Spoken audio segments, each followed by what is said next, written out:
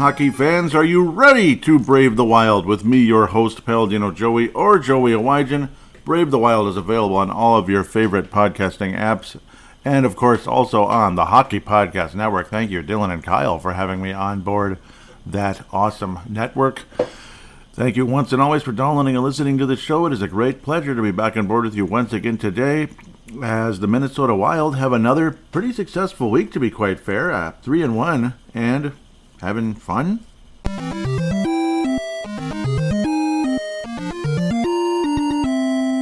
That's it. That's the title of the episode, and we'll talk to you next week. Just kidding. No, something along those lines, right? No, well, they also need to stay out of the penalty box. They're like 3-1 is like the ratio, if not even higher, how many times the Wild are in the penalty box versus, their opponents. And regardless if your PK is good or bad, which it's been checkered at best this season, the Wild are putting themselves in positions that could cost them. And quite frankly, beating Boston was insanely impressive, but the loss in Pittsburgh wasn't a huge surprise because of the penalty kill, and obviously because of the penalties, generally speaking, having to be on the penalty kill all the time, giving teams like Pittsburgh power play opportunities, despite the fact they haven't been all so hot this year. They're healthy, their best players are healthy, and well, when they're given opportunities like that, they're going to capitalize. Vancouver, thankfully, Gustavsson was the best penalty killer on the ice, and similar in games like Calgary and such. So the Wild beat Calgary 3-2, Vancouver 2-1, both in shootouts. In the Pittsburgh game, the Wild come roaring back and then still end up losing early, kind of midway through the third period on a Crosby goal that was kind of bouncing puck all over the place. But the Penguins had the man advantage, and we have players like Crosby, Malkin, and such. I don't know, Jake Gensel. You're going to be in trouble.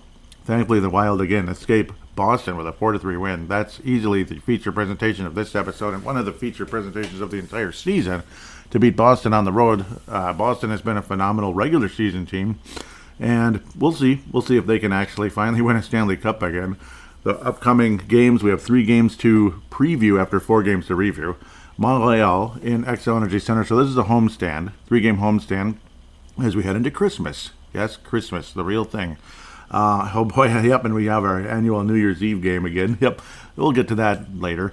The Wild host the Montreal Canadiens, who are actually one game above 500, but in this day and age doesn't mean a whole lot. Host the Boston Bruins, 19-5-6, and host the Detroit Red Wings, who beat us in frustrating fashion earlier this season, 15-12-4. The ever-improving Detroit Red Wings, but still not taking that big step forward. And then the Wild will host the Winnipeg Jets at 1 p.m. So it's not like a later game on New Year's Eve. It's a little earlier this time. That'll be an interesting one in Xcel Energy Center. 18-9-3. Pivotal game, quite honestly, if you want to start making moves forward. So the Wild actually play Winnipeg in back-to-backs, the 30th and the 31st. So, yep, I'm jumping ahead here. That's the upcoming games and all that. So we'll be talking about the Winnipeg Jets quite a bit next week when we start talking about New Year's. Let's enjoy Christmas first, dang it. Christmas is better than New Year's. Christmas is better than New Year's. Merry Christmas. Yeah, we could say Merry Christmas around here. We don't have to say, don't have to be ultra PC about everything all the time. It's just the way I view the world, sorry. Calgary game, 3-2 win. Well, the Wild end up surviving in the shootout. Thankfully, it was a bit of a crazy one. Blake Coleman again coming in out of... I always get a kick out of that. Plano, Texas. He actually did score in the game. I was joking about that on last week's show. Plano, Texas. And he's like the leading goal scorer. Well, one of them anyway. One of the leading goal scorers for Calgary. Sharangovich actually does have one more goal. The Wild's overall special teams are messed up. Obviously, like... You give up the power play goal to Sharangovich, rolls right off your tongue, to tie it up after Boldy again scored his 8th goal of the season unassisted. That was a good one, obviously getting the turnover and escaping on his own. The takeaway is a better way to put it, and scoring. But then Blake Coleman on a shorty. So the Wild give up a shorthanded goal. Not only do we give up a power play goal, but we give up a shorthanded goal, and you could just kind of feel that one coming. Just poor puck possession. It's quite simple. Turnovers, and then just not being ready at all. And you give up the shorty. Thankfully, Marco Rossi will tie the game up early in the third. And then a bit of back and forth and such, but then the Wild end up surviving in the shootout. Oof, kind of a weird game, but at least the Wild, again, surviving in situations that were, probably a bit, I don't know, inopportune at times, but at least, again, the Wild do escape. Calgary Flames had a heck of a lot more blocks in the game. Calgary and Minnesota each had 3 power plays in the game. The Wild over 3. Pittsburgh, I'm getting everybody mixed up. The Calgary Flames won power play converted. The Wild did not convert any. So quite simple there. 37 shots on goal. Calgary actually peppered the net, but Filip Gustavsson has been red hot, and thankfully that's been the case. Obviously, again, did have to face quite a bit. It felt like the Wild were going to lose this game, unable to finish in opportunities and such. Obviously, again, over 3 on the power play. And again, giving up the shorty. Now I'm repeating myself, but thankfully, the Wild do survive in the shootout, which makes you feel so much better. The shootout isn't exactly something I, think is the greatest thing in the world for hockey, but, it is what it is. The Wild do survive. Zuccarello was blocked. Yarangovic did score. Kirill Kaprizov missed. He had us all scared to death. Lindholm had an opportunity to wrap it up. And then ultimately, much later, finally, what am I missing here? Okay, Zuccarello actually scored the first one. Yes, that's what I thought. I'm like, yeah, Zuccarello scored. He did not get stopped. He actually scored. I'm looking at the wrong thing. Zuccarello did score. Yep, I remember now. Zuccarello did score, and then Sharangovich tied it up right away, and then you had a bunch of misses from Kaprizov, Lindholm. Goudreau was stopped. Huberdeau was stopped, and then Boldy did score, and Kadri was stopped by Filip Gustavsson in the Wild escape in the shootout.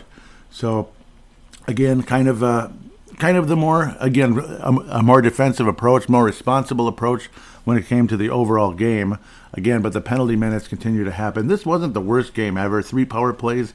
It's not the worst thing I ever saw, but it gets worse. Believe me, it gets worse as we move forward to Vancouver and Pittsburgh. A 2-1 win over Vancouver. Very impressive. Again, very low-scoring games between Vancouver and Minnesota, where earlier in the year it might have been like 6-5, 6-4 in favor of Vancouver every game with the Wild goaltending and poor defense. But I don't know. Maybe we wouldn't have even gotten 4 goals, though. That's the other thing. But maybe it would have been 6-2 losses. Casey DeSmith back in net, and why the heck not? That's after what he did last time, and he ultimately only gives up 1 regulation goal. So goals against average versus Minnesota this season for Casey DeSmith is .5. Pretty good. Filip Gustavsson goals against average versus the Pittsburgh Penguins. Pretty damn good as well. So, yeah, you feel good about that. 1.5. So, it is what it is there. Frederick Goudreau would be the only guy to score in regulation. And, yeah, the shine is definitely worn off of his shootout. His shootout excellence, unfortunately. So, that's how that goes. And then you have Teddy Bluger, the only guy to score for the Vancouver Canucks. You got to love those retro jerseys. I certainly do, for the most part. But in this game, they did not have the retro jerseys on. The Wild did. We got to see the North Stars look again with the Wild logo. Of course, they call them the 78ers. And, of course, we love those very much. Just, yeah, very, very nondescript players scoring here. Freddie Goudreau, only his 2nd goal of the season, and Teddy Bluger, his 3rd goal of the season. Like, where's Pettersson? Where's Kaprizov? Where's this guy? Where's that guy? But great goaltending and great defense, to be quite fair. Kind of a crazy game at the end of the day. Power play percentage, Vancouver, of course, both teams were stopped on the power play throughout the entire night, which is a good thing. But Vancouver was on the power play 5 times. But Filip Gustavsson saved the day 5 times. But yes, the PK did a good job, and it counts, and it means something. But again, why put your goaltender, why put your team, generally speaking, in such an inopportune position? I mean, there's a reason why the Wild only scored 1 goal in the game, because, they were at a disadvantage several times in the game. So that's at least 10 minutes right there. So, I mean, I don't know. That's kind of dumb. 10 penalty minutes, obviously. Only 2 power play opportunities. Of course, the Wild didn't convert on those. Big shocker, right? 0 shots on goal for the Minnesota Wild in overtime, which is really scary as well. Only 2 shots on goal for Vancouver, but it kind of ended up being that type of game. Vancouver was the better team most of the night, obviously. And again, of course, you're going to have more shots on goal when you have 5 power plays to 2. That's a huge advantage as well. Face-offs were just about even, like very close, 50.8 and all that. But yeah, the Wild only lost by 1, 31 to 32 basically in that. But 5 power plays, but thankfully again, Filip Gustavsson doing an amazing job, facing 36 shots and only giving up 1 goal, and then surviving in the shootout once again. So I suppose he's tempered and ready to go, and that's why Filip Gustavsson ended up being a net. But we'll look at the shootout again really quick here.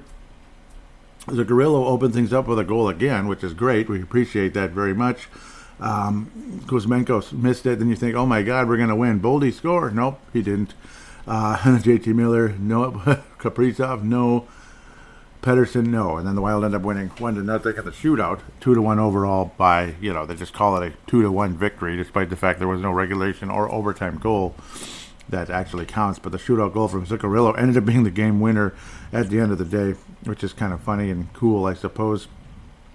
The Wild missed the net in any shot attempts they had versus the Vancouver Canucks in the overtime period, which is always fun to watch.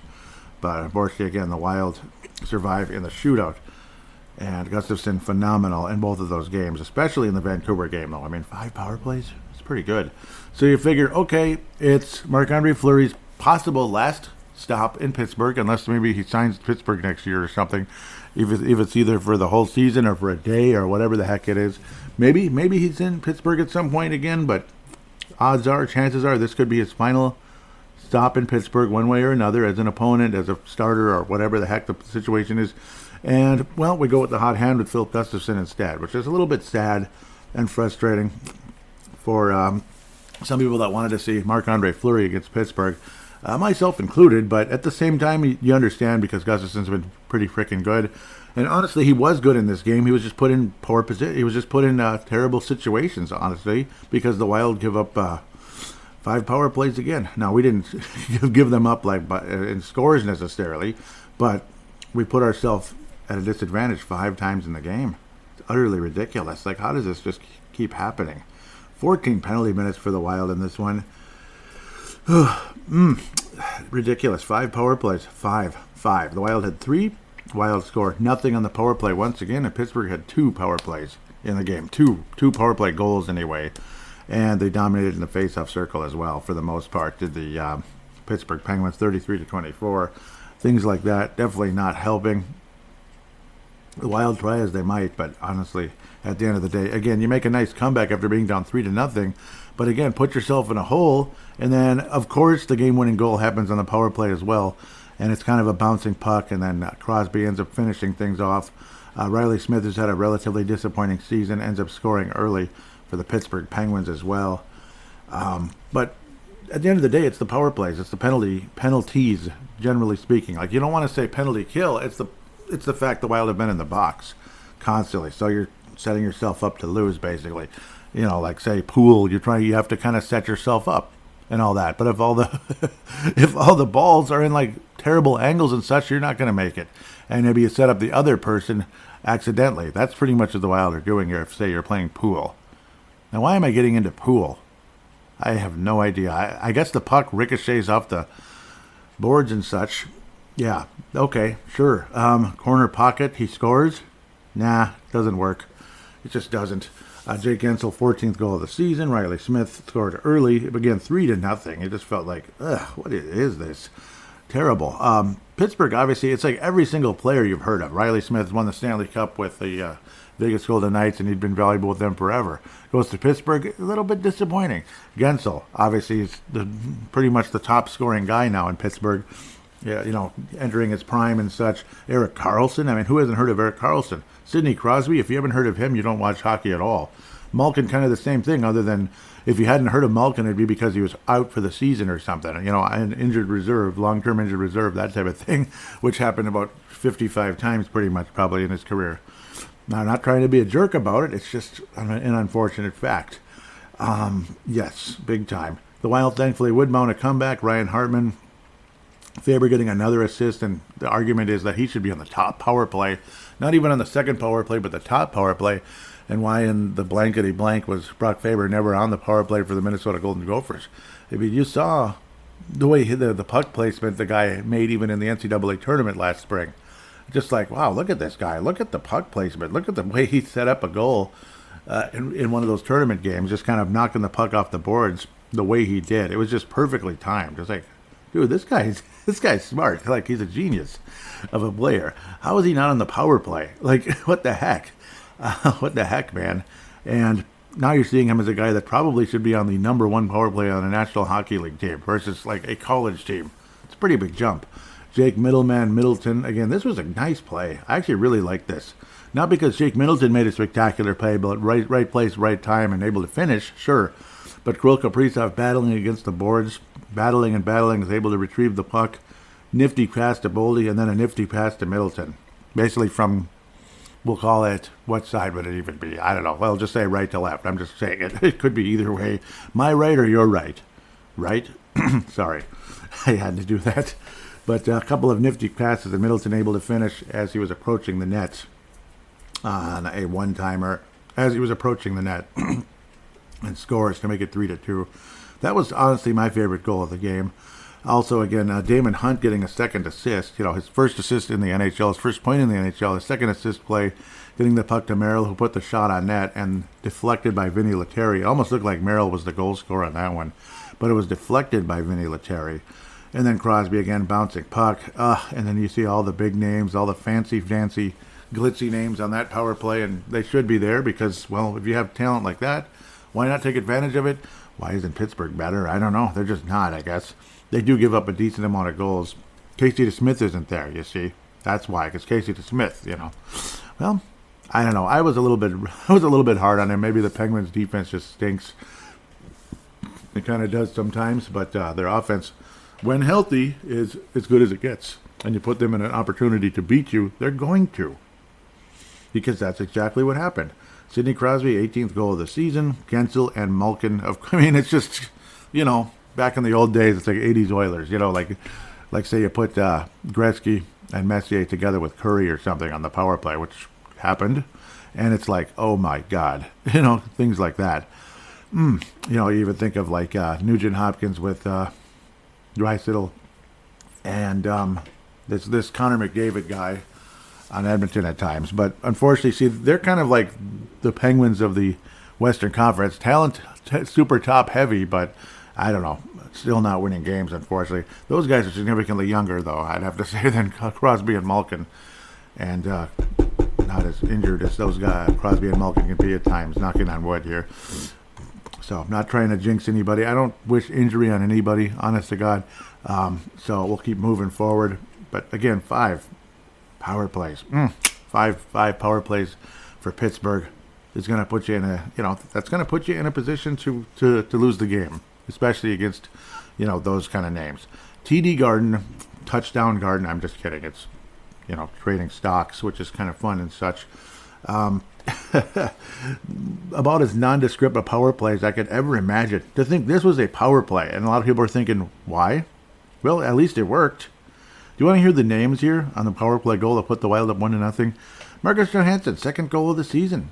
Good for you on the power play. Freddie Gaudreau, Alex Goligoski. Oh, sure. Oh, yeah, right. Right, well, they scored. Thanks. That's awesome, actually. And then Pasternak scoring twice in the game. Might as well have had a hat trick the way he was playing. 18th and 19th goal of the season. We're happy for him. But then, thankfully, the Wild's superstar would end up getting 2 goals as well. And Crosby style winning it. Winning it in overtime on a one-timer from Julius and Eck. Ryan Hartman would help along the way to put the Wild up 3-2 over the Boston Bruins. Like, oh my God, we're going to do this. Brad Marchand scores with about a minute left in the game. It's like, we lost. We lost. Of course we did. I mean, that's the reason why this team has the best record in the league. And it was on the power play. Of course it was. And he's one of the most annoying guys in the league. Despite his immense talent, he's annoying, he's crazy, he's weird. There are times you'd think he needs a shrink. Like, yeah, I don't even want to get into some of the weird stuff he would do at times. Clicking on the wrong stuff here. But, yep, the Wild will play Boston again on Saturday, December 23rd. I just said that. We're going to preview it. Oof. Am I seeing this right? No, I'm not. I'm not seeing it right. I'm crazy here. Oh yeah, the penalty minutes are really high because Mr. Pat Maroon was like booted, so you got that kind of situation.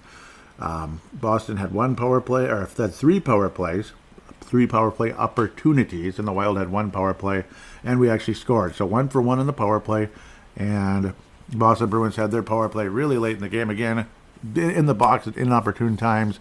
Boston absolutely dominated in the face-off circle, just dominated.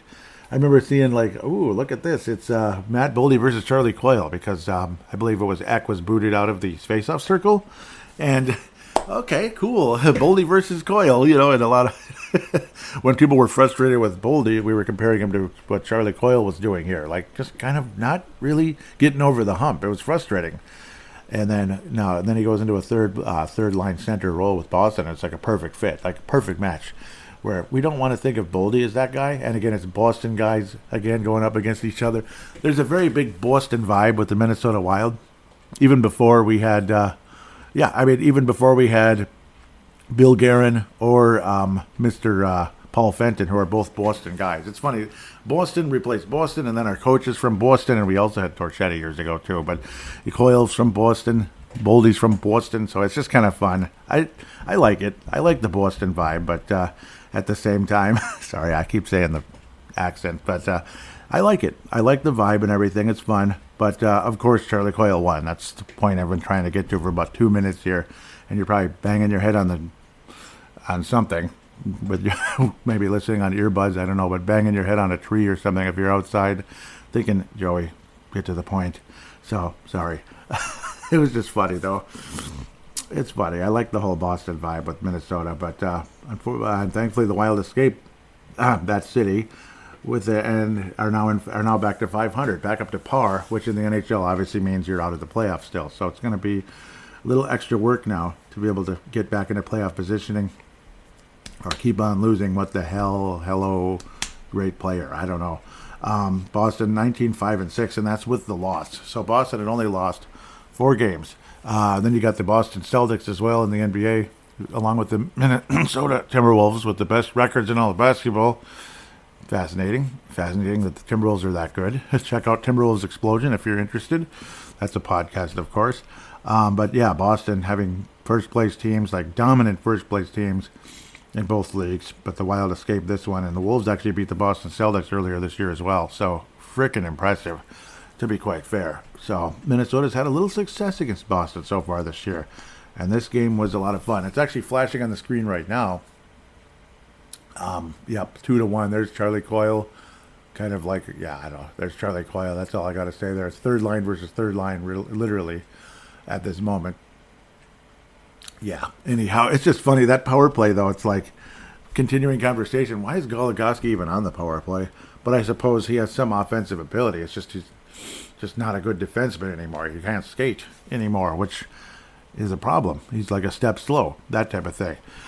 Thankfully, the Wild, though, 3-1 this week, and against some pretty tough teams, actually. And like Vancouver and Boston, to be able to beat both of them, and then you lose to Pittsburgh. That's just funny. And Calgary, who'd been playing better, but, I don't know. The Wild ended up escaping that one, thankfully, and at least didn't have 5 power play opportunities given up to the other team. So, but again, it happened again with Boston. With 3 anyway. Not as bad as Pittsburgh, so slightly improving in that category, and the Wild ended up getting the job done. With that said, the Mike Modano Award winner for this episode could go all over the place. Could it be Boldy? Could it be Kaprizov? That goal in Pittsburgh, he really set that up. Just winning that battle, and he was able to time it to Boldy, and then Boldy it was a beauty. And then the 2 goals in the overtime winner against, the overtime winner against Boston. Gustavsson been super good.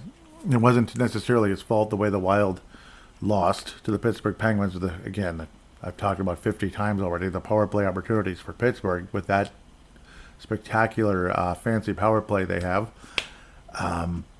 Gustafsson deserves it as much as Kirill Kaprizov. It's kind of like a tie. I think I'm going to have him share it. I don't like to do that very much, but then again, on Purple Mafia, I do it almost every week, where it's like 2 players. Justin Jefferson and Kirk Cousins? No, stuff like that. I'm going to have them share it. I'm going to have him share it. That's probably the best way to go. The James Shepard Popcorn Maker Memorial, whatever you want to call it. James Shepard Memorial is what I originally called it on this show. And I'm pretty sure I made that up on my own. I wasn't copying anybody. The Popcorn Maker was added from a different show. And, well, I can't say Marcus Johansson this week. He actually stepped it up pretty nicely. Who's really been invisible? And, you definitely can't say Fleury. He was pretty damn good against the Boston Bruins. He stopped 43 shots. He made some saves that literally saved the game. Like, the Wild could have lost the game. Easily, the Wild could have lost the game at the end of the day. So I can't really complain about that. It's just kind of like the overall discipline of the team, I think. Because like, there's no individual player that I really want to beat up on at the moment. Even Merrill like provided a goal in this week. That doesn't mean he's like completely redeemed from being probably the worst player on the roster. It's like you might just give it to him by default, but that's kind of like kicking a guy that's down, that type of thing. Maybe Pat Maroon for getting game misconduct. I don't know. It's like he hasn't been as good lately, and I don't know. It's a gentle one. I don't want Patrick Maroon to come and bust my face. So a very gentle, not that he even knows who I am or anything, but a very gentle little tiny gentle slap on the wrist. Pat Maroon is going to get a very gentle James Shepard Memorial for this week. Again, getting game misconduct's not a good thing. That's getting a little bit over the top and such. Even if you think the refs are being a little bit too strict, I don't know, but I don't think it was in that case. Rossi's been a little quieter, but it's not his fault. He's not been put in opportunities, so it's kind of weird. Luckily, he did get an assist in the Boston game. But, yeah, he's not been getting the opportunities that he should get at times. Like again, Marcus Johansson, that was a complaint brought up. Why is Johansson out there and not Rossi? It's weird. So that's where we're going to go with this one. We're going to take a quick break and got 3 games to preview as we head into Christmas. That's what it's called.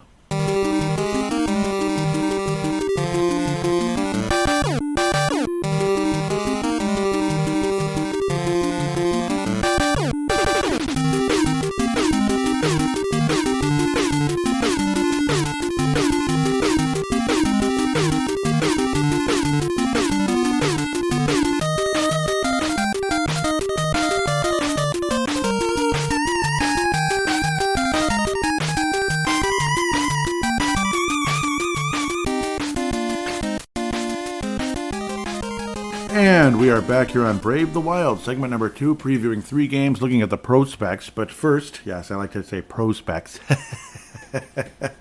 But first, we're going to jump into DraftKings, our sponsor here on the Hockey Podcast Network, THPN. Bet the action on the ice with DraftKings Sportsbook. We have some nice lines tonight. The puck line, Buffalo and Toronto. That's a fun one. Buffalo Sabres are minus 180. Toronto is plus 150. Washington Capitals, again, this is the puck line. 205 plus 205 over Columbus, minus 250. St. Louis is minus 142. Florida is plus 120. Nashville Predators minus 258 versus the Flyers plus 210. Flyers definitely improving this year. Carolina is favored plus 185 over the Penguins minus 225. But what about us, though? Dang it. What about what they did to us? Vegas. Wow. Vegas heading into Tampa. They've not been playing so great. Minus 265. And Tampa Bay Lightning plus 215. Edmonton Oilers minus 258. And the New Jersey Devils plus 210. Vancouver Canucks Dallas Stars. Ooh, that's a good one. Vancouver minus 198. This is at Dallas. Plus 164. Montreal Canadiens coming to Minnesota. Minus 148. The Wild. Plus 124. Ottawa Senators in Colorado. Ottawa is minus 175. Colorado plus 145. Calgary and at Anaheim plus 150. Anaheim is 180. Minus 180 anyway. Arizona versus the Sharks. Well, the Sharks are going to be underdogs versus anybody. Arizona, and they're a little better, but Dumba has 4 points in 30 games. What the heck is that? He's worse than he was here. Anyhow, Arizona plus 160. San Jose Sharks minus 192. Bet on the Sharks. I don't know. I'm just kidding. Yeah. Sorry. Had to. Download the app now and use code THPN. New customers can get $150 instantly in bonus bets for betting just $5. Sorry, I was looking at something here. That's code THPN, only on DraftKings Sportsbook, an official sports betting partner of the NHL. The crown is yours. Bonus bets expire 168 hours after issuance. Gambling problem? Call 1-800-GAMBLER or visit www.1800gambler.net. In New York, call 877-8-HOPE-NY or text HOPE-NY 467-369. In Connecticut, help is available for problem gambling. Call 888-789-7777 or visit ccpg.org. Play responsibly. Play responsibly. On behalf of Boot Hill Casino Resort. 21 plus age varies by jurisdiction. Void in Ontario. Bonus bets expire 168 hours after issuance. See dkng.com/hockey for eligibility and deposit restrictions, terms, and responsible gambling resources. NHL and the NHL Shield are registered trademarks of the National Hockey League. Copyright NHL 2023. All rights reserved. So now we're going to come back to the prospects, and thank you always, DraftKings and the Hockey Podcast Network. The previews. There we preview a couple of games. The Montreal Canadiens, who are obviously underdog against the Wild tonight, and they probably should be. Not like the Wild are tearing the lid off the NHL just yet, but okay, we beat the Bruins. That was insanely impressive. To be fair. This is Thursday, December 21st. Again, jumping right into Christmas here, literally.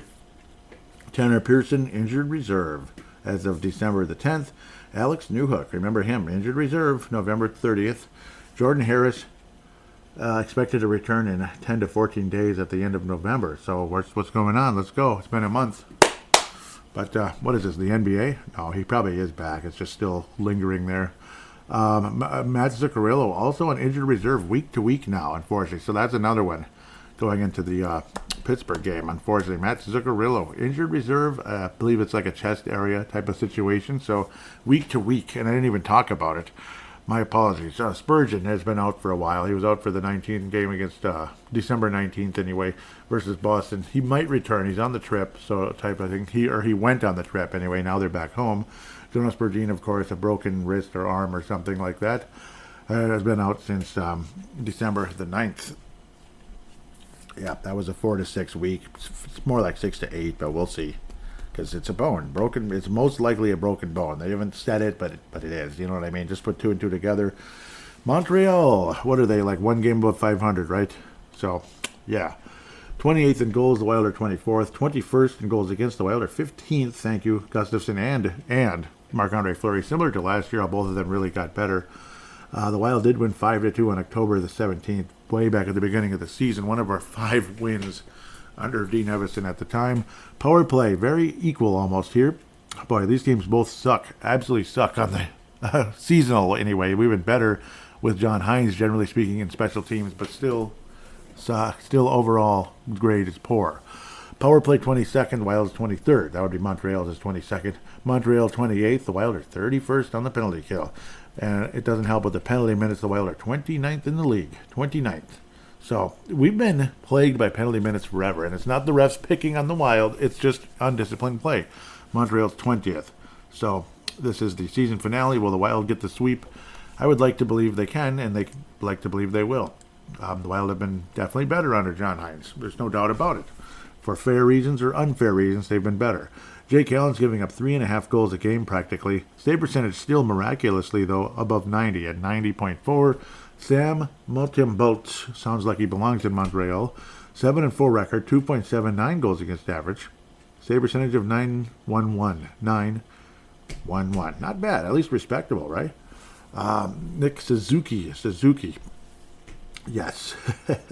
8 goals, 18 assists, 26 total points in 31 games. Cole Caulfield, another one of those guys that we've all admired over the years, coming into the draft like Newhook as well at the time, but he's out, unfortunately. 22 points, 8 goals, 14 assists. Michael Matheson has been a pretty nice defenseman for Montreal. He's been a nice little, he's been a nice find for some fantasy players out there like myself, believe it or not. It was a nice surprise find. 21 points in 31 games. He has 9 power play assists and 3 power play goals. Second on the team behind a tie of Nick Suzuki and Sean Monahan, the former Calgary Flame. Now 9 goals. He leads the team in goals with 9 and 10 assists and 19 total points in 31 games. Sean Monahan staying healthy. Good job. That's a good thing, believe me.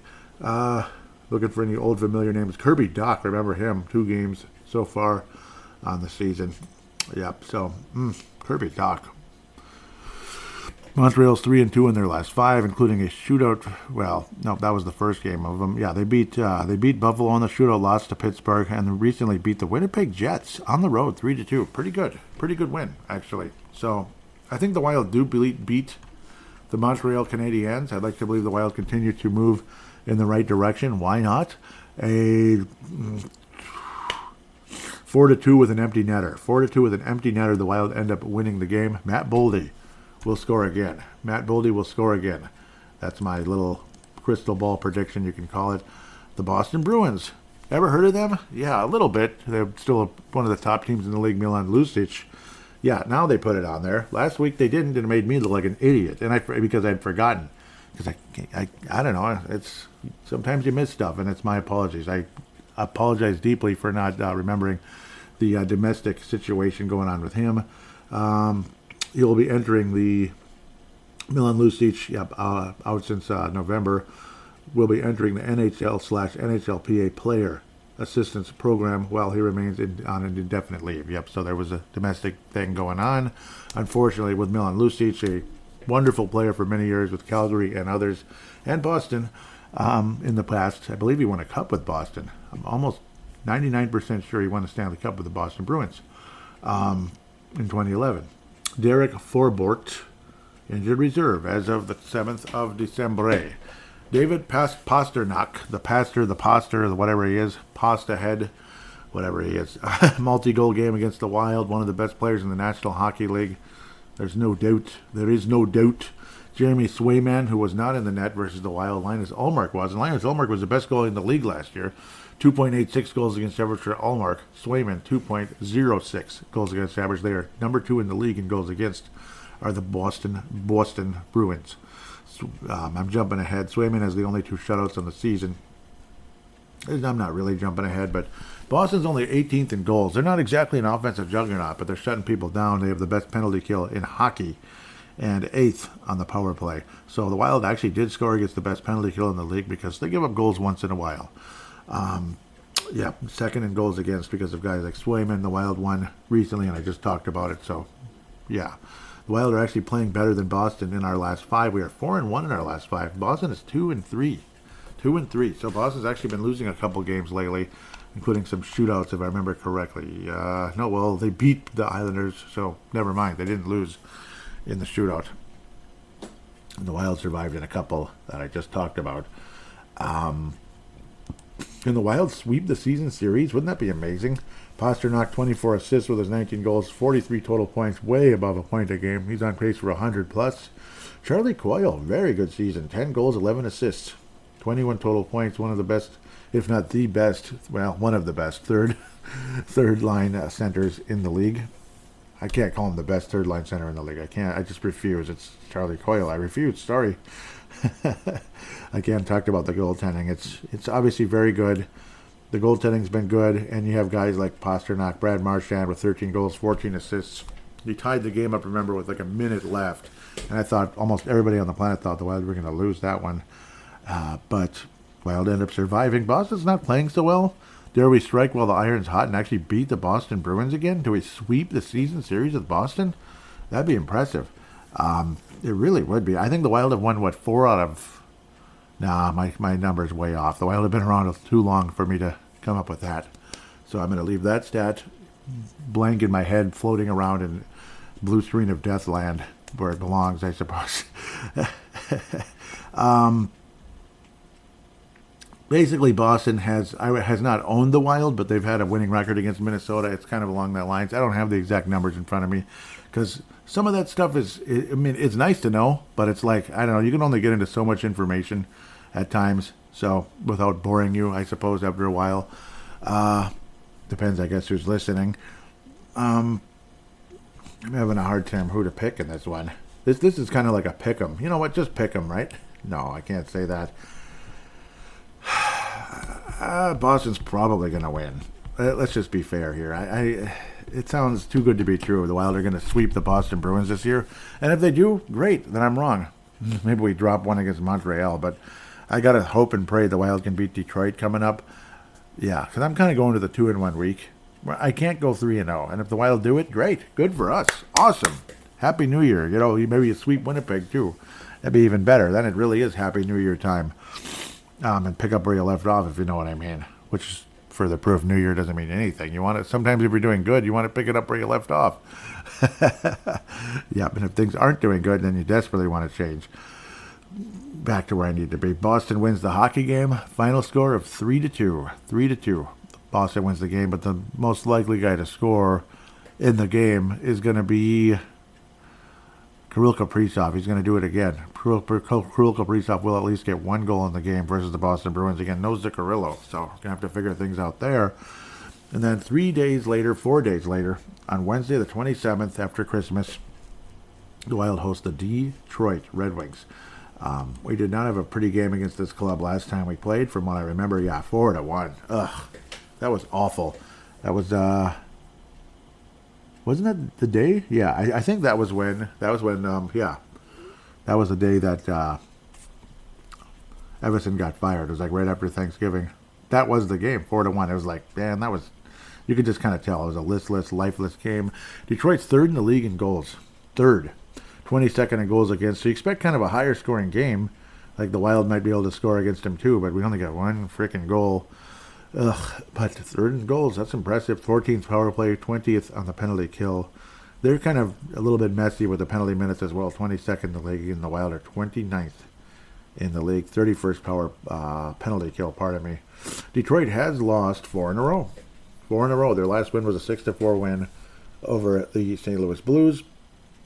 They were shut out recently by Philadelphia, and then a 5-2, butt kicking in the heads of Winnipeg in Manitoba there. So, Manitoba.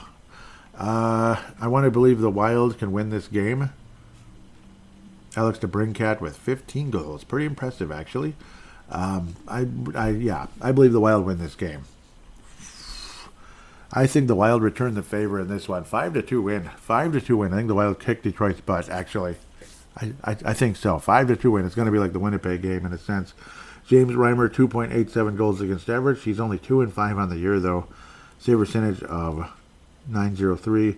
Alex Lyon, I think he was in net versus Minnesota. He was actually really good, if I remember correctly. 2.14 goals against average. Save percentage of .932. And a shutout on the season. He's 4-3 overall. Ville Husso, not been good. It was an exciting acquisition, but he's not really been good with Detroit. 3.53 and a save percentage of 89.3. DeBrincat with 28 points. Dylan Larkin with 27. DeBrincat with 15 goals. Larkin with 18. And Lucas Raymond, one of those big prospects during the Rossi draft. Yep, you're going to hear about Marco Rossi in a minute. But yeah, one of the big guys in that Rossi draft. Kind of a semi-surprise pick by Detroit. Some people thought they were going to pick Rossi. 10 goals, 14 assists for Lucas Raymond, the winger there in Detroit. The Wild win 5-2, and Marco Rossi will have a multi-point game. 1 goal, 1 assist at the very least, but multi-point game. Maybe 2 goals, who knows? That'd be great. But Rossi will have a multi-point game versus Detroit and a 5-2 win over the Detroit Red Wings, or Dead Things, or whatever you want to call them. Marco Rossi with 10 goals and 8 assists on the season. He will get to at least 20 points by that stage. So we will be talking about a 20-point plus guy with Minnesota and Marco Rossi on next week's show. Boldy, 8 goals, 10 assists. He's at 18 points. Julek Janek, 14 goals, 8 assists, 22 points. Kirill Kaprizov finally got his 10th goal. 27 points for him. And then Matt Zuccarello is week to week. So Kirill Kaprizov will be the leading scorer on the Wild very soon, whether we like it or not. Brock Faber, a great rookie year, almost half a point a game, and he's just starting to enter into power play territory. And that's not including his amazing defensive abilities, high IQ overall, offensively and defensively especially. Marcus Johansson quietly has been really chipping in with assists. So even though he's been invisible at the goals, he does have 12 assists on the season. So giving him a little bit of credit, even though he might be annoyed with his overall play.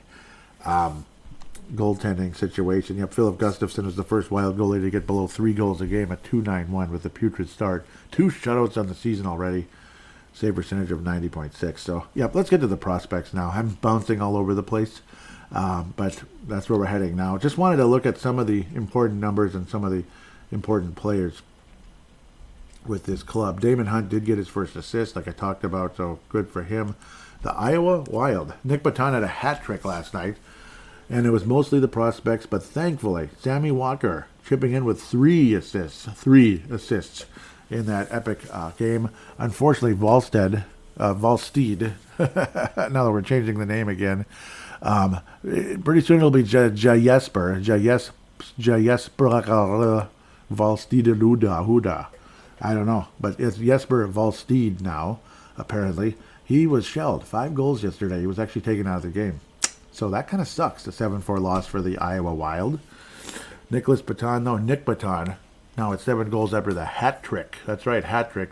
Jake Lucchini and Kyra all leading the team in scoring. Sammy Walker is now the leading scoring. Well, he's tied with the up and down, super poor man's Jason Zucker and Adam Beckman. That's pretty much what he is. Maybe it's a terrible comparison. I don't know.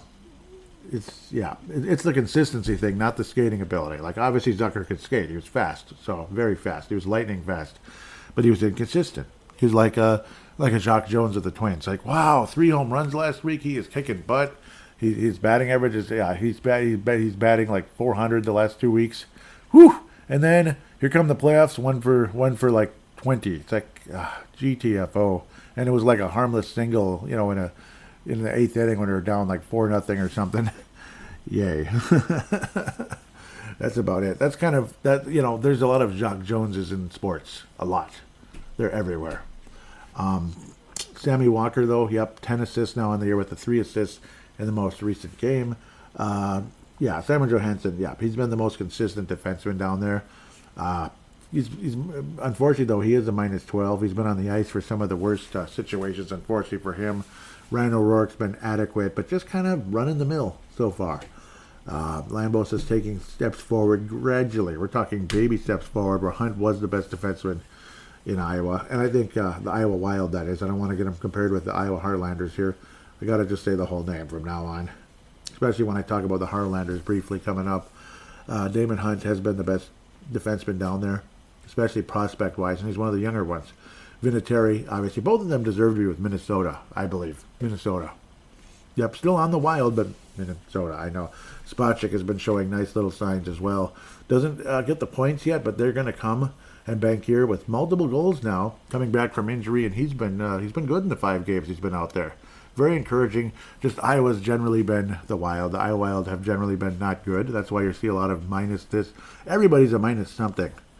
Like Bankier already a -3. It's just because it's kind of not been the best. They've been giving up goals like crazy. McIntyre got absolutely destroyed recently. And Jesper Valstedt, his goals against average was under 2, wasn't it? Now it's 2.43. So he's been running into a little bit of a bad stretch here, we'll call it. It's been, not been good.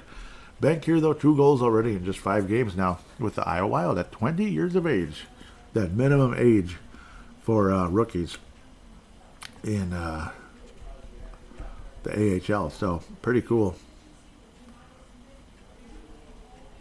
Hearing a lot of noise, like arguing outside. Sorry, it's very distracting. Hope it's nothing too bad. Hearing some noise. Whew, scared me a little bit. I'm like, what's going on? Sorry. That was distracting. Entertaining, too. No, it's not. It's not at all. Let's head to Europe. Let's head to Europe real quickly. Sorry, I'm getting a little bit paranoid here. Open things up with Marat Huznadinov. Come on now. Marat Huznadinov. Oh boy, gotta think. I think teams have been inactive of late because the juniors are coming up, right? But with Sochi, 24 points, 5 goals, 5 goals, 6 assists for 11 total points. But at least doing something there. And again, a projected bottom 6 center, basically, with the Minnesota Wild, third or fourth line center, if you know what I'm trying to say. The other Russian, Danila Yurov. Everybody loves what we're seeing there. And Ogren is going to be the captain for his junior team. So, pretty cool. World Junior team. I'm getting a thing that's just freezing on me, so that's not helping me at all. In fact, it's bleeping frustrating. It's because they got to get their 50 ads in. That's the problem. Danila Yurov, 27 points, 12 goals, 15 assists. But here come the, well, the World Juniors things kind of slow down here for a minute. But no, he's been really good. This is the pro league, though, so we're not talking anything like that. He's in the professionals, but super young. 12 goals, 15 assists, 27 total points in 35 games for Danila Yurov. And again, Ogren will be the captain for his club, which is awesome for Sweden there. We slowly but surely, there it is. Good for him, though. Really exciting. Swedish Hockey League, of course. And, he's in the under 20. He already has played one game. He's a -1 so far. And he has been at the pro level a bit. Only 5 games so far. So just like Hayden Bankier, 2 goals in 5 games after coming back from that shoulder injury. World Junior Classic. So it's a Sweden All International Junior. World Junior Classic has not started yet, but he will be the captain. This is the International Junior. So it's a little different thing leading into the World Junior Classic. So we'll get back to that. We'll cross that bridge when we get there. And we'll mercifully move on from that page, as it just loves to slow the entire computer down. It's, I don't know, man. Seriously, Vladislav, first off, he won't be playing any juniors because he's 22 now. At least I'm pretty sure. We'll just kind of keep moving on from that. Something. He's obviously been making some progress there, but still, Yurov is ahead. That's just bottom line from that. I was going to get into the Iowa Heartlanders. I apologize. Hunter Jones, 4.59 goals against average. We'll go back to Iowa Heartlanders. Sorry for my messiness here. So we'll go from the Iowa Wild to Europe, now back to the Heartlanders. As the main guy there, obviously Spacek played for 3 games and got 2 goals, but deserves to be at the AHL level. Pavel Novak now at 8 games. He was at 5 recently, but now he played 3 games. 3 more games. 3 goals, 2 assists total so far. 5 total points in the ECHL's Iowa Heartlanders. Like what Novak's been doing so far. So again, like I keep saying, improving that batting average, hitting some home runs, like send players down to kind of get things going. And then hopefully he can come back up to the AHL in the not too distant future. There's been a couple of guys that have been, stepping up down there. Kajovic, he's only 22 years of age. He's been doing well, 9 total goals. So he's one of the young ones, 22 years of age. Kajkovic from Slovakia, 9 goals, 4 assists for him. So at least he's one of the younger guys anyway. You even have a guy from Tokyo, Japan, Yuki Mura, 27 years of age, Tokyo, Japan, in the ECHL's Iowa Wild. But Pavel Novak is the main prospect, I'd have to say, because Hunter Jones probably not looking promising for him at the moment, and I'm sorry to say. We will continue. Jack Pert, still 4 assists, 16 games now for the St. Cloud State Huskies in his junior year for the national powerhouse type of team. Nate Benoit, still no points, 7 total games so far for the University of North Dakota at age 21. So, he's another one of those guys that was in juniors for a while, obviously, before coming to college. Petrovsky, he's in the Owen Sound Attack still, and he's at a point a game. 28 points, 28 games. 10 goals, 18 assists for Petrovsky, the 19-year-old. Ryan Healy, the Harvard master. Just kidding. 6 points in 9 games at defense. Missing time, unfortunately. 2 goals and 4 assists total for Ryan Healy. Michael Milne. We all know the situation there. Unfortunately, Reggie Lawrence with Denver. Again, he's already exceeded last year's numbers in half the time, so that's good. Not giant steps forward, but steps forward, generally speaking, for the left winger out of Calgary, Alberta. Still a very young guy in his sophomore year at age 19. 6 goals, 6 assists in 18 games, so 2/3 a point basically in the at the college level. Hunter Haight, Again, this is the juniors taking us through, so it's like over a point a game, and that's good. It's just, again, it is the juniors, so which we're going to hear from a lot of us here. 14 goals, 24 assists. He's a +2 on the year for the Saginaw Spirit. JC, Jimmy Clark, University of Minnesota. Obviously, again, he is what he is. He's not going to be a star right away. He's only a 19-year-old freshman, that type of thing. Yep. So we're going to have to wait and see how he continues. But he's showed signs. He showed signs that he's a prospect of some kind, generally speaking, but not anybody you're going to go absolutely crazy over necessarily. We'll see. I mean, at absolute best, he might be a Nick Swaney type, if you know what I mean. 7th-round pick, that's pretty good, and gets to the AHL, and then hope for the best after that. Charlie Stromel, still at 5 points. Yep, he had that great weekend 2 weeks ago, but still at 5 points now. 12 games, 2 goals, 3 assists for Charlie Stromel. St. Paul, Minnesota native again. Kumpalainen, 27 games, 27 points. That's still the same because of the whole junior situation. Riley Heidt, everybody knows what he can do. He is rising to higher heights. He's over 2 points a game now. Over 2 points a game. He looks like Anakin Skywalker in that outfit and that face and the hair and everything. He does. He looks like Anakin Skywalker. Hopefully he's a good version of Anakin, though. It doesn't become doesn't join the dark side. Yeah, I'm just messing around, but obviously it's not real. But again, it is the juniors. Obviously, again, like, what is it? Adam Beckman was absolutely dominant. Connor DeWer he wasn't dominant, but he was very good. He was like really, really high end. Was it the Everett Silvertips? Really good. But, and then he went to the AHL and stayed good. That's the great part. He wasn't like super good, but he stayed good. He was the kind of guy you wanted. He was like a Joel Eriksson Ek kind of type player for Iowa. Really good. And then gets to the NHL and he's good. He's solid. He is what he is. He's a bottom 6. Riley Heidt, I would hope he's going to be a top 6 type. But obviously, again, we have to let things develop. He seems to be at another level. He does. He does seem to be at another level than the Adam Beckmans and Connor Dewars of the league. But at least Connor Dewar is an NHL player. Like, he's carved out something pretty good for the for the Minnesota Wild in the NHL on the 3rd or 4th line role at center. He's done very well. Heck, he even had a hat trick this year, so that does count for something. And he's just, I like what he's doing, and he's still super young. Definitely in no rush to get rid of Connor Dewar, even if it means getting Kuznetsov. But you got to think there's other players that are going to be gone before Connor Dewar when it comes to making room for a Kuznetsov type. Riley Heidt, yeah, I would hope there's top 6 talent coming here. The passing ability is going to be there no matter what line he's on.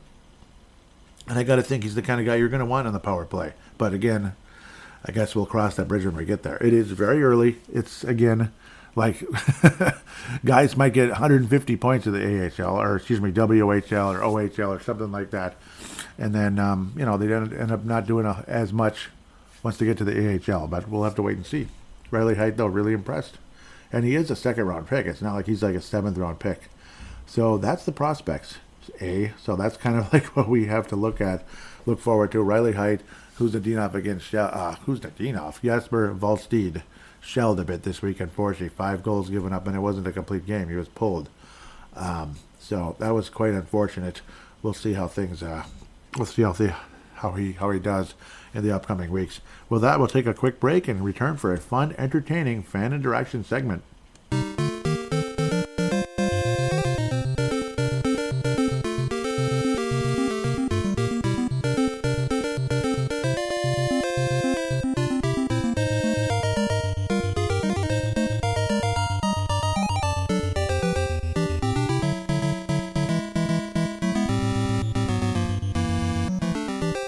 And we are back here on Brave the Wild.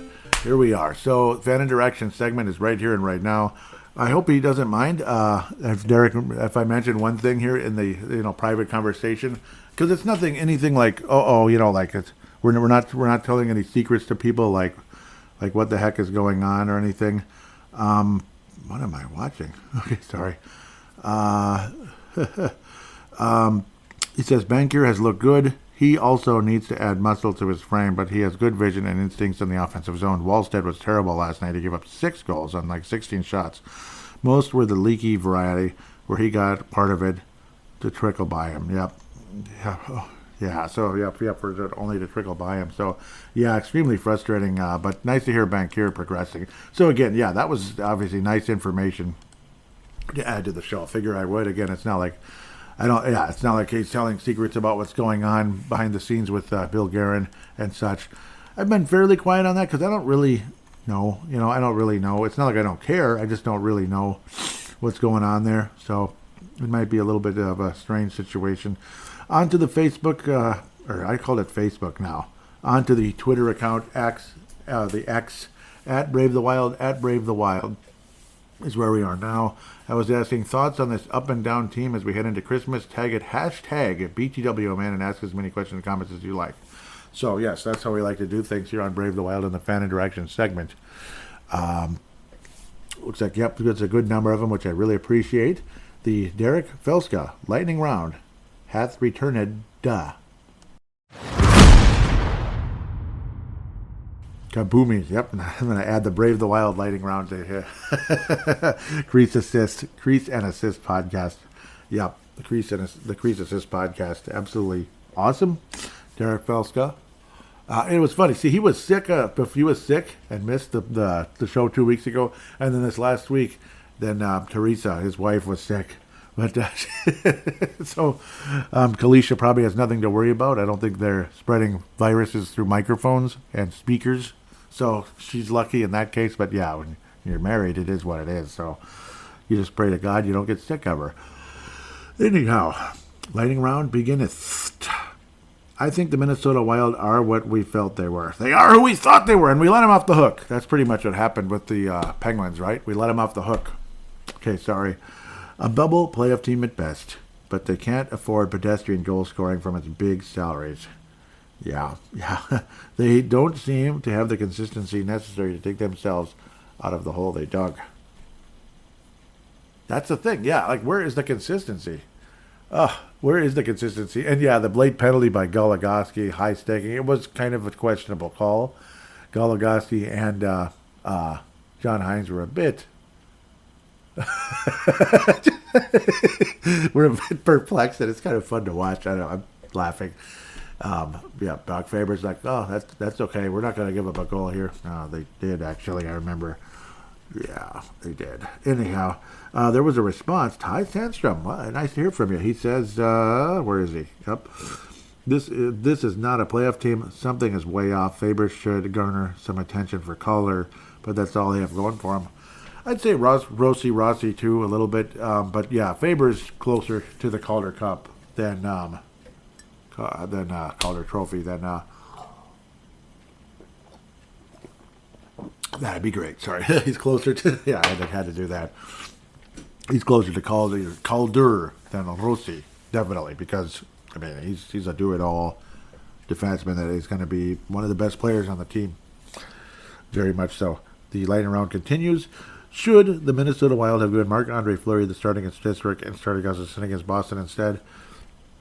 Probably, but I love what. Thankfully, at the end of the day, it ended up working out to a point where, who knows, we probably would have lost to Pittsburgh anyway, and we may have, I don't know what would have happened with Boston, but Fleury was so damn good versus Boston that, I don't know, I let's just put it this way, I like how it turned out for the most part. I mean, the frickin' Pittsburgh game was frustrating beyond belief.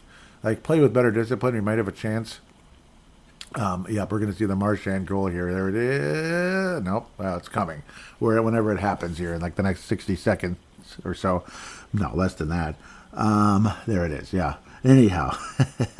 I like how it turned out that the Wild were able to beat Boston.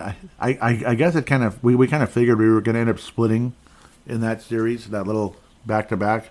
And it kind of is what it is. The only thing is, obviously, again, Marc Andre Fleury being able to play against Pittsburgh would have been really nice. So that's the one thing that people are probably annoyed with, and I'm sure, it'll raise an eyebrow or two, like, why didn't they do that? Okay, we're going to hear from Steve Snyder and Brian Herrera right now, and then we'll jump back into the lightning round with Derek. Steve Snyder, great to hear from you. A couple guys. Brian Herrera, awesome to hear from you. Both of you guys. Steve Snyder says, has the Spurgeon experiment run its course? Good D, but always hurt. Not adding much value sitting in the press box. Are you ready for this? I agree. He is always hurt, isn't he? So those are really good points. He's always hurt. Spurgeon is always hurt. And yeah, his defense is good, but again, he's always hurt. And it doesn't seem like he's not the same. And he's entering his mid-30s just about now. He's getting to be kind of old. And unfortunately, like I always complain and bitch about, he's signed forever still. So I think, you know what could end up happening soon if we're smart and if we're lucky too with like young players developing. Well, no, this might be sacrilegious, but it is what it is. You sign guys for long-term deals for a lot of money when they're getting a little older. You might have to deal with this, but Spurgeon might end up being people are gonna slap and laugh at me or whatever the heck, but he might end up being a third pair.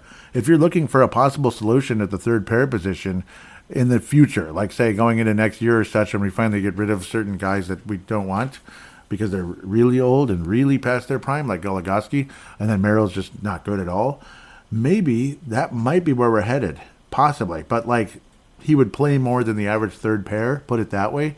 But again, a lesser role, maybe he'd less likely get hurt, and you would be absolutely set at the third pair defenseman. That's the only solution I can think of since you're kind of stuck with him. That's the only solution I can kind of come up with, particularly as he gets older. And I know other people might say, well, no duh. One side is probably saying, well, no duh, and the other side is like laughing their ass off, thinking I'm the dumbest person ever because of the combination of the money and, well, he's like the captain and he's this and he's that. It's Jared Spurgeon. I don't know, though. I disagree if people see it that way. I think, well, first of all, money isn't everything, just like with Ryan Hartman. Ryan Hartman is not a top six player. Spurgeon's making more than Ryan Hartman, yes, but Ryan Hartman is not a top six player. And Spurgeon being a very solid, hopefully more healthy defenseman with a slightly diminished role, because it wouldn't be a huge drop. It's not like you're going to play him 8 minutes a night. It wouldn't be that much of a drop. But like a third pair that can kind of hang in there and kind of stop the bleeding, so to speak. And then younger guys can get more opportunities on the power play and such. So that's kind of how I might see that. That was a great question. I love when people, I love when people bring up questions like that because I've been kind of thinking the same a bit, and I think I've been hinting at that on the last few shows that it's like, I do think his role should be diminished. I do. I think his role should be diminished. I'm not blown away by Spurgeon anymore, that's for sure. Brian Herrera, it's great to hear from you. It's been a while. I don't know if it's been like half a year or something. I don't know if your schedule changed or something, or maybe you didn't like the show. I don't know. But Brian Herrera's been a great supporter of Brave the Wild, though. So I've been seeing the retweets and such, so I do appreciate that, and the likes. Brian Herrera says, with this season, basically the Wild being a wild card contender at best, what moves this offseason would you expect them to make? And do you expect any other big changes before the season ends, trades or firings?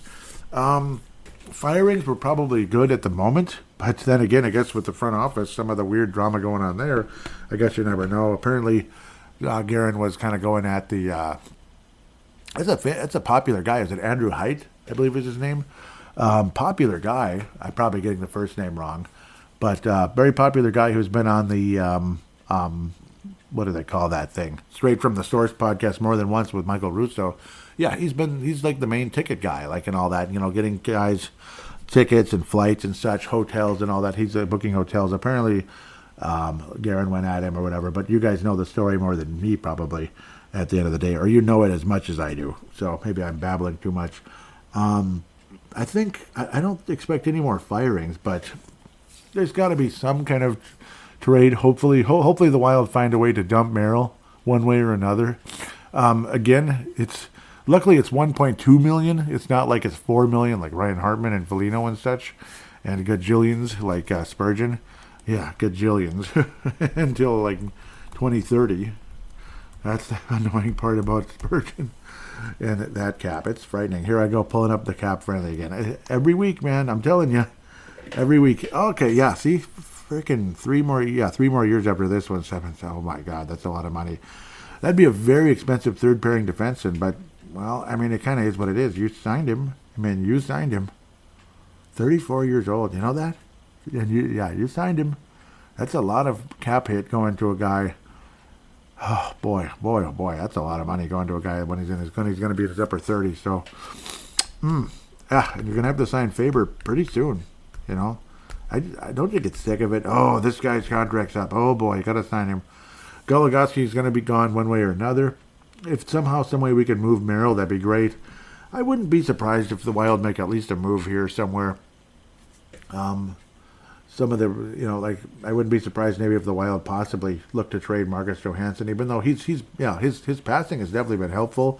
I wouldn't be surprised if the Wild even trade a Frederick Goodrow, but then again, I don't know if anybody's going to want to take that contract.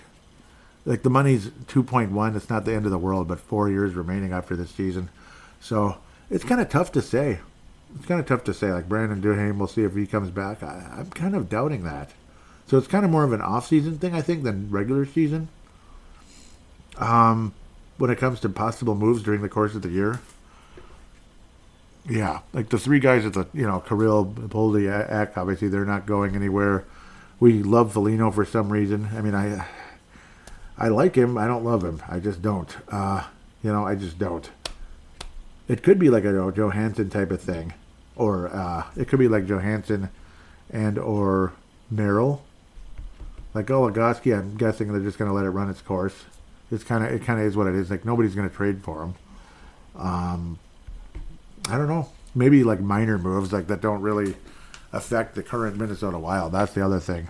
So sad but true there when it comes to all that. So that's they're kind of stuck. That's the thing. Like, bottom line, they're kind of stuck. But great question though, obviously. But firings, yep. I think we're okay for now. I guess you never know though. You never know with that front office. Maybe there's some other secret crap going on that we don't know about. That's a different thing. Derek Felska jumps back in. This is the lightning round continuing.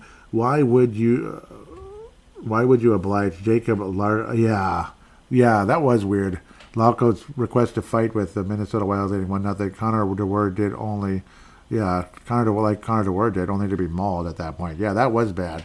And then Lauko did his little, raise the roof or whatever you call that, like everyone on their feet, like Garnett used to do after he mauled Connor DeWard. That was kind of weird. That's where you just kind of keep skating, I think, yeah. I don't know, maybe Connor DeWard just had enough of him, but that wasn't worth it. Yeah, I agree with you on that. That was kind of dumb, wasn't it? Jay Bushy says, what can they do to stop taking all these penalties? Oh, pray to God. Pray to God. No, just obviously they just need to be more disciplined, plain and simple. And even again, just like ignoring Lauko, if I'm saying it correctly, his request to fight with Connor DeWard. Simply like ignoring something like that, even though that was like an even split. It wasn't really like a penalty, like hooking and such. You're just like hooking and holding and whatever the heck, slashing, just dumb penalties. Just overall composure, I think. And I don't know. It was definitely better versus Boston, but not that much better. I mean, we still gave up kind of a lame power play late in the game. So that was super frustrating. But luckily, Kirill Kaprizov finished kind of like skating one-timer style, like one of his heroes, Ovechkin. So that was cool. Derek Felska lightning round, returneds for 3 more here. What odds do you give the Minnesota Wild making the playoffs at this point? And then you have Mr. Han Solo. Never tell me the odds. Never tell me the odds. Okay, then I'm not going to tell you. I'm just kidding. What odds would you give the Wild at making the playoffs? 10%. Because if you're stuck at 500 at Christmas, when they talk about Thanksgiving, we're already at Christmas now.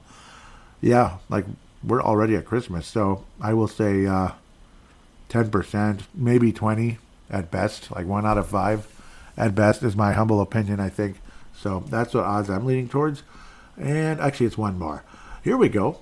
What Christmas gift from your past would you compare Brock Faber has been for the Minnesota Wild this season? The Nintendo. Yep. The Nintendo, the NES, which is about as exciting as it gets. Yeah, like the NES was a wonderful thing. It ended up being better than I could have imagined. Because back in the day, like video games were kind of exciting. But then when you put in the Nintendo for the first time, once we figured out that you actually press down. See, I didn't have the top loader yet. The top loaders were way better, but we didn't have top loaders until like 93. So we had the deck like we all did, and the damn thing would give you the pink screen flashing if you didn't press down. Once we figured that out, then okay. Yeah, I can't believe we didn't know that, but we didn't. We just didn't know that. That's one of the funniest things. But like the Nintendo, it ended up being way beyond what we expected. Like, obviously, Brock Faber was highly touted. Like, it's like, oh yeah, he's one of the best defensemen on the Gophers. He's actually probably the best defenseman on the Gophers. Very highly touted, but he's defensive minded. He doesn't. He's not somebody you'd put on the power play, but he's the greatest penalty killer in the history of the world, and his IQ is high. And then his IQ was higher than we thought at the NHL level. Like, he was like a PhD at the college level when it came to overall hockey IQ. But NHL, he's already like up there, way up there. And now it's like you can see he's capable offensively as well. He's not Cale Makar or anything, but he's moving up the charts very quickly, and he might end up being a perennial all-star someday.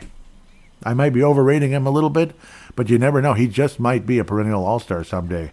And to be the Nintendo, it would be a perennial all-star, no doubt about it. In fact, the Nintendo is probably like more like the NES when it actually works. When you have like something that works, like the top loader and emulators and such, it's more of the Gretzky category. But still, at least for the Minnesota Wild this season, that's the question. Not to the NHL, but for the Minnesota Wild this season, he is the NES. And it was a Christmas present. So a wonderful, wonderful Christmas present that didn't disappoint you.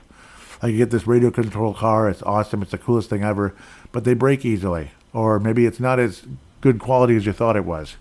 And radio control cars do break really easily, especially back in the day. It seemed like when we were kids, we didn't know what we were doing, and we'd be dumb and reckless and stuff like that. Where, I don't know, trying to think of, like so many talented players that ended up getting injured too easily. That would be like a radio control car. That's real exciting.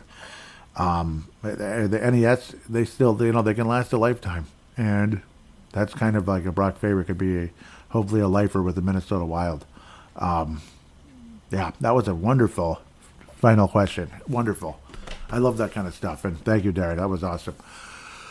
All of your guys' questions were great, all of you. Yep, that was awesome. Yep, Steve Snyder, very thought-provoking on that one. Obviously, Jay Bushy, that was, absolutely. It's the top of the line of all the questions right now, or with the team. Steve Snyder, that was very thought-provoking with Spurgeon, and of course, again, also Brian Herrera. Like, what's going to happen coming up? We might be kind of waiting to find out on some of that. With that said, I better get skedoodling here. Major shout-outs, of course, the Hockey Podcast Network, MNW Young Guns. Yep, absolutely love you guys so much. Minnesota Wild Prospects again, MNW Prospects, Pavel Bennett, Justin Bakke, two of the coolest people in the world. Scott Cavendish, Minnesota Wild Global. Patrick Turner, Minnesota Wild Nation. Justin Bakke's also on the Foghorn podcast as well. And of course, Crease Assist. Yep, Crease Assist podcast. You guys are great. Seth Tupol also, Minnesota, Locked On Minnesota Wild. I think he does a great job. I really do. So, yep, I'm a regular listener. So, with that said, all of you, have yourself a merry little Christmas. Instead of a wonderful off-season or Christmas season, have yourself a merry little Christmas. And hopefully the Minnesota Wild continue to play winning hockey, and we'll see. Otherwise, again, other solutions that could come up. I talked about those enough. I'm babbling myself to death here. Again, Merry Christmas. God bless you, everyone.